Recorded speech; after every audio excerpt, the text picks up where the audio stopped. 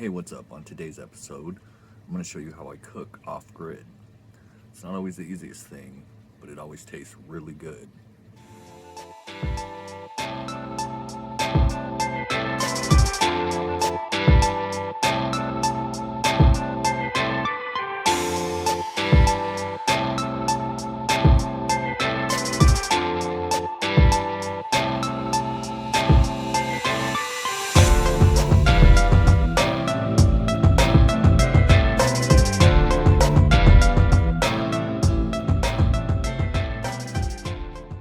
Hey, what's up, YouTube? It's your boy Scott.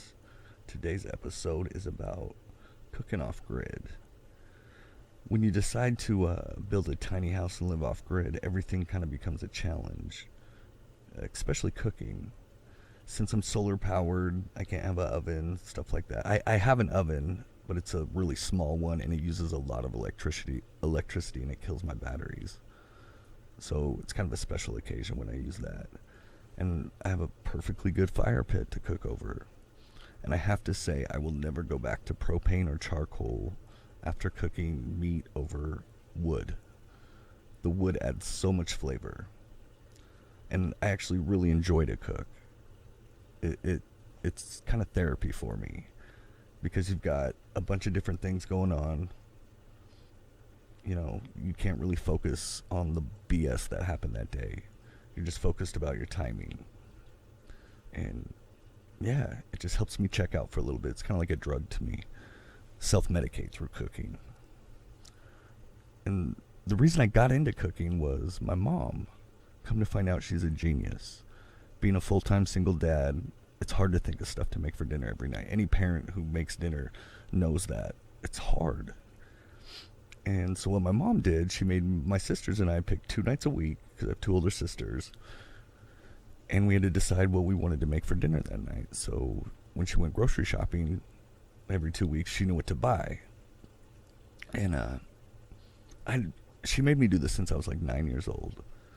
I hated it at the time, but I'm grateful for it now. I remember asking her, I was probably 9 years old, "Why are you making me do this, Mom?" She said, "If you never meet a woman who can cook, at least you can feed yourself." And thank God she did, because Xavier and I would starve or eat really unhealthy. So, yeah. And the hardest part about cooking the way I do is in the winter, because it gets really cold where I live. Like right now it is 8 a.m., about 8 a.m., and it's 17 degrees outside. Colder than shit.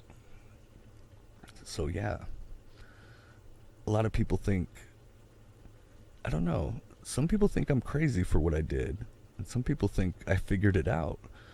I think it's somewhere in the middle of the two.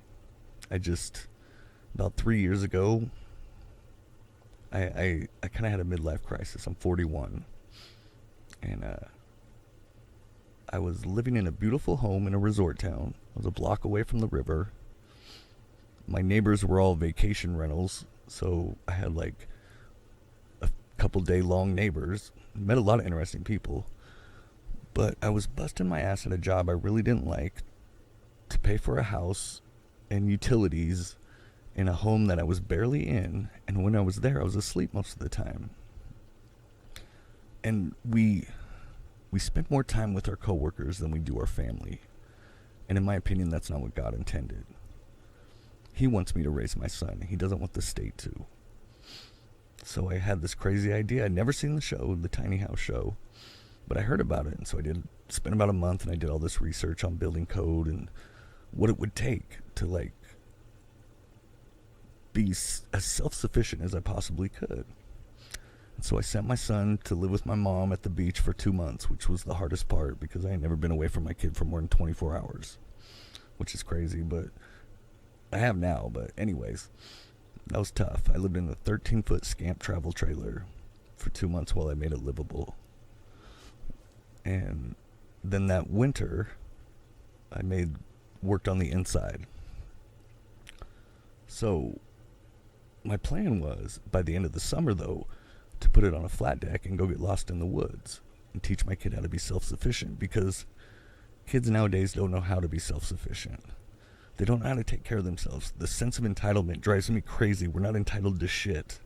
We're entitled to survive. That's it.